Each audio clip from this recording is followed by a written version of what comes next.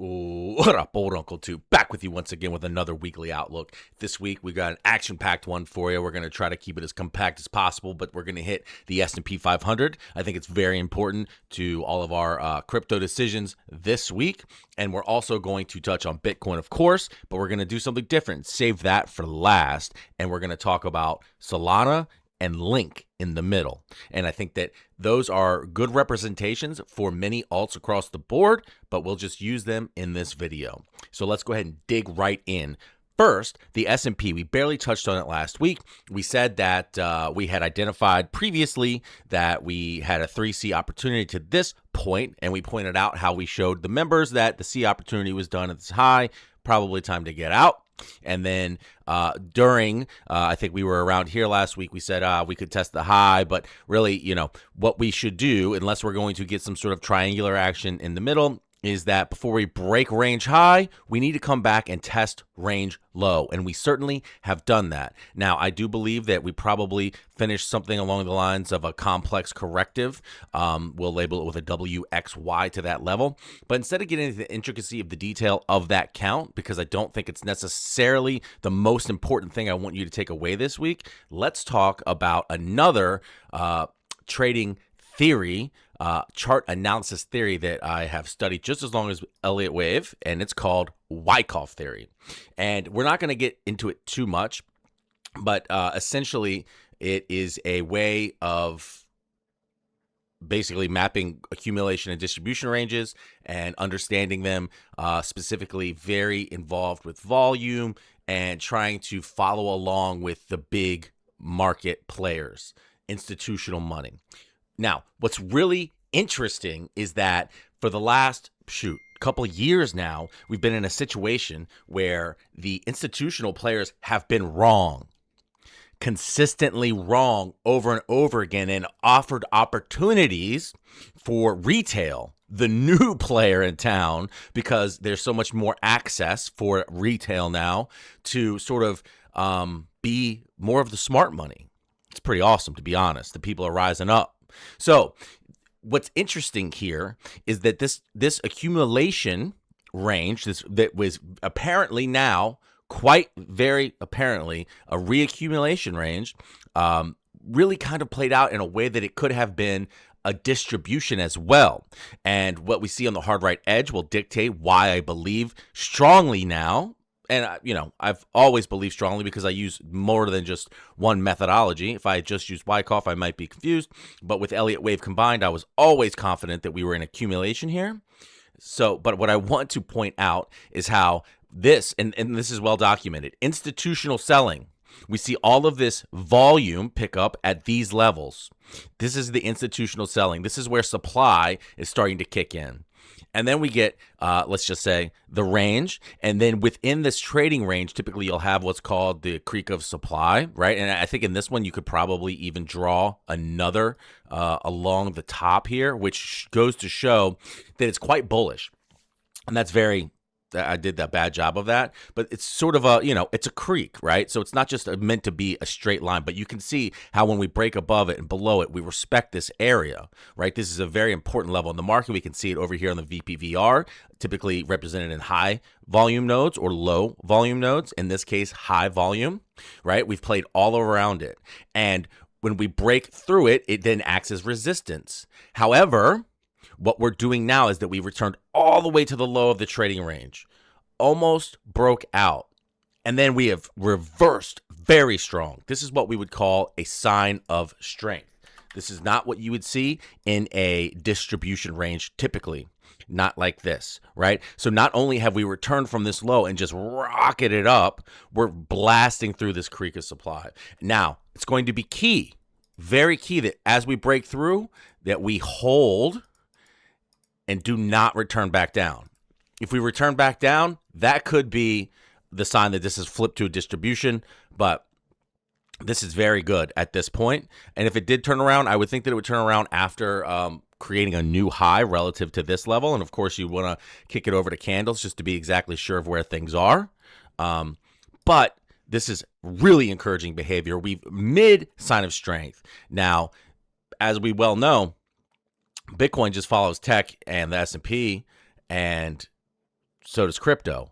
And where are we at with crypto? So this is where I'm at with the S&P. I feel very strongly that this should eventually consolidate here, maybe even before opening, and then hold above this creek.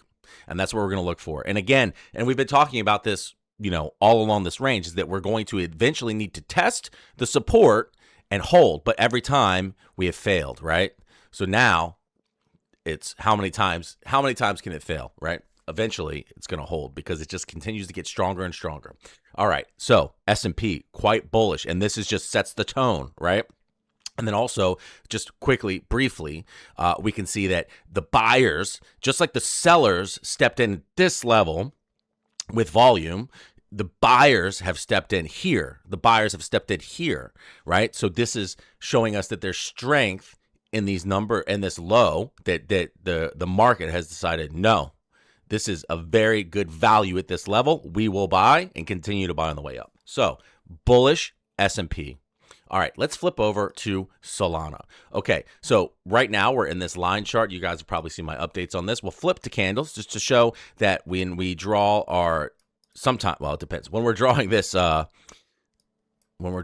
channel, we use, oops, shoot. Actually, it doesn't really matter. But what matters is the low here. What we were using, I wanted to use the wick low, which would give us the, let's say, the least aggressive channel high, right? Because you might get overzealous if you're up here. Either way, we've returned to the channel now, which is, spoiler alert, a great thing.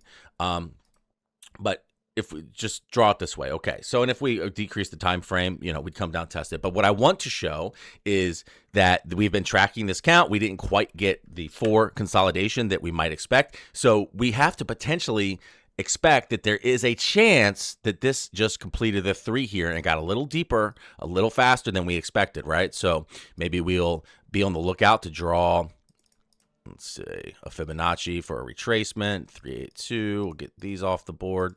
Okay, so actually we'll put this one back because it's right there to the area of wave 4 of 1 lesser degree. This would be an extended fifth in that case. I would think we'd already have returned there. We have not yet. So long story short, this 4 could get all the way up to here, but that's a pretty good move. So again, I'm leaning into bullish for this week, right? So we've got this impulsive move off the low on the lower degree. We'll get to that. But as you see, we have this lower degree potential, but we have this large move potentially resolving. Even if it hasn't resolved, this will be this 4. Very strongly feel that way. That, and I say feel, but it's obvious, right? That resolves all of these degrees to this level that will give us, even if we're wrong, it should give us, a corrective move of similar magnitude to the wave that came down. So even if it, let's just say, returns back to this level, at that point from here, we're almost 2x, man. You don't have to get so caught up in where you bought before, right? Or, how much your bags were before, right? So this is a trading themed video, right? And if you have trading assets or cash to deploy for bigger swings, how can you not like it here? Baffles me. Okay, so zooming in and taking this down to the 1 hour, what we see here is that we've had a nice reaction at the area of this median of the pitchfork that you saw when we were zoomed out. This is a long signal via Alan Andrews and his pitchfork trading method, which is one of the techniques that we love to use over here at WaveLab. Okay, so we see that bullish. We see the low that we talked about, bullish. And then we see that we're forming an impulse off this low, right? So while there's a look of potential resolution required, it looks like whether or not this is some sort of distribution here and it does break to the downside. If that were to be the case, I would think we would test this low and then test this high again to the low side. But really what it looks like is that we have some sort of an impulse. Maybe it's a triangle. Who knows? I'm not super concerned about what happens within this internal structure. But if we break out to this high, and this is going to be the biggest key, is once we complete something to the upside, is that we would have a finished looking good corrective to the downside. This would give me all I need for lower time frame trading to trade for a 3C, which is the fruit of life for me. Okay, so we're going to look for this to resolve, and then we're going to potentially take that move to the upside. And again, if it's a wave 4, this is the area that you would typically expect, between the 382 and the 50% retracement of wave 3. So we're not there yet. We're impulsive looking off this move, or impulsive in play looking, setting up nicely, especially with the S&P guiding us as our tide for risk appetite within the crypto space. So bias long looking chart increases bias. Then if we get the nice corrective move to the downside, that's all the bias we need to take that 3C to the upside. All right, moving on to Chainlink. Typically don't trade this one on the lower degree, but I posted it for you guys last week on a chart, so I just figured we'd talk about it in the video, keep you up to date here. So one thing's, we've been tracking this, and I don't honestly keep Elliott wave counts on this all that often because it's one of the harder charts to count, but all of the difficult charts to count, you may have heard me say this before, they do show things that are that stand out, right? So what we see here is, in addition to this Elliott wave count, we see a lot of those Wyckoff principles that we talked about previously showing up. I won't get into them on this chart, but we see that we've come down potentially at this larger degree, even if we haven't finished everything all the way, finish this large count. So I want you to focus on this. This isn't something for a weekly outlook level of concern, right? If you're a longer visioned person than short-term trading, this is what you're concerned about. And if it's not resolved, it's daggone close. Okay, well, let's say potentially. And even if you're wrong and it's not this resolution, again, I always say this, what is our potential from, like, just say current levels? If we're wrong, let's say one of our least bullish outcomes is that we retrace, 50%, 40%, once this finishes, let's get in lower and see if we think that it has. Okay, so down here on the lower degree, same thing with Solana. And same thing, I hate to tell you, that we're going to see with Bitcoin, is that it just doesn't give us that finished final actionary impulse and some other things that we are really looking for. And we'll talk about those other things probably in next week's video, but it's not really on the table, so we're not going to talk about it. But we're seeing so many good things. And I always like to tell the members that there's nothing wrong with being in or out of a trade on a 3 extreme, right? So if you had long down here and it takes out just a little bit lower, who cares, right? Depending on the degree of your trade. But at this degree, just like Link, just like Bitcoin, and you'll see in a second, it's just forming what is potentially a very nice looking impulse, right? So Link and Sol are they're just proxies for the rest of, let's say, the healthy crypto market, right? I'm not talking about low cap shitters. I'm talking about legit coins.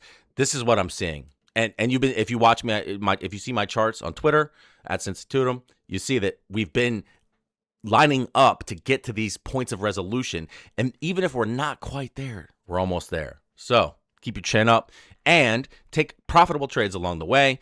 I think that we're going to have some in crypto this week. Let's get to Bitcoin. Okay, so Bitcoin right now, I have it in barb. We're going to take that off in a second. What we've been looking for is that this to be an impulse, and there's nothing, let's say, to say that this won't finish as an impulse. But we're in that area of potential uncertainty.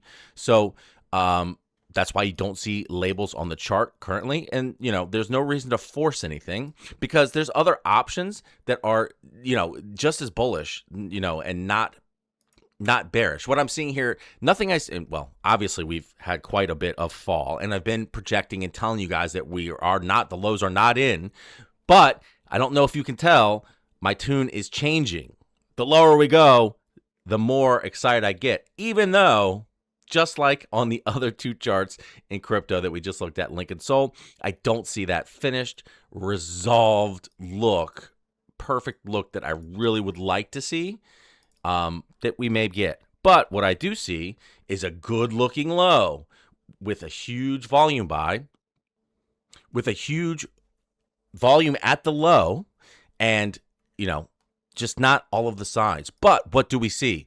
We're catching the bottom of this channel drawn this way, whether it be for an extended fifth or potentially, whether this is a C of some sort. That's what I was going to get to.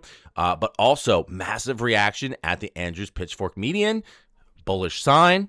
So lots of things to be bullish about. We do have, if we wanted to dig in here and look at the lower degree, we could say that this is 1, 2, 3, 4, 5. We could say that, but I hate to do that, and it would not be what I would say is a expectation for an impulsive wave. So I would never tell you that it is, but it would be legal. People always ask me, is it possible? Why do we care about what's possible? We care about what's probable. And it is improbable that this is a finished impulse to the downside, just like Sol, just like Link. Possible, improbable. However, I'd like to point out that the reason that we think that this is a fifth wave coming down is because this is a very similar looking move that finished with a big, and this is darn near too big. Let's see. Is it too big? Yeah, let's see. Yeah, based on typical expectation, this is bigger than you would think for a 4-wave. So, and we've talked about that the magnitude of this is quite big. So it's bigger than you would typically expect.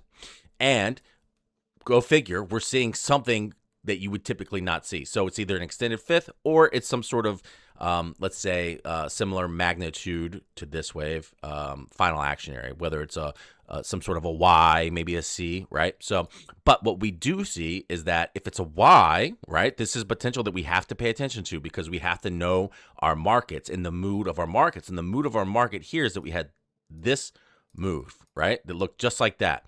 Then we corrected. And then we had a move that looks, and this is how you like things to finish on smaller type of fractals. So while I'm not putting my eggs in the basket of the low being in, I'm not going to discount this look, right? So is the low in? I don't know. I never know for sure, right? But, I would tend to think not still, but I'm getting very bullish and I am opening up to the potential that it is. Either way, I love Bitcoin in this area, man. I see this impulse at the lower degree. I don't even need to look at it. Looks just like Link, looks just like Sol. If you want to trade it on the lower degree. If you want to accumulate it. It just, if you are feeling like it's the end of the world and why do I own crypto right now?